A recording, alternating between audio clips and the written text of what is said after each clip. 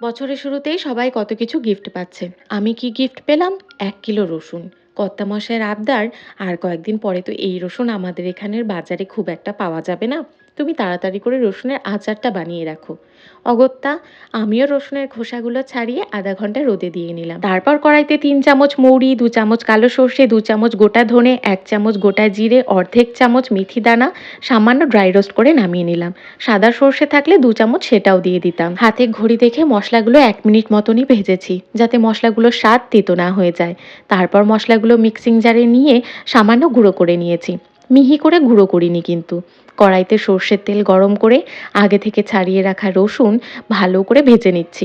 ভালো করে ভেজে নিচ্ছি বলতে, যাতে রসুনগুলো নরম হয়ে যায় ঠিক ততটুকু পর্যন্তই ভেজে নামিয়ে নিয়েছি।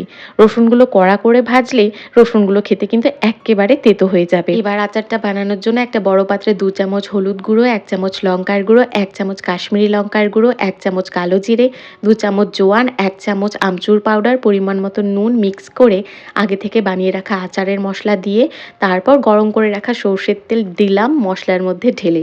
ভালো করে মিক্স করে ভেজে রাখা রসুন, ৪-৫ চামচ পরিমাণে ভিনিগার দিয়ে ভালো করে মিশিয়ে একটা কাচের বয়মে সংরক্ষণ করব। এই আচারটা এক্ষুনি খাওয়া যাবে গরম ভাতে আলু সেদ্ধ মাখার সাথে। তবে আমি ২-১ দিন রোদে দিয়ে তারপর খাবো।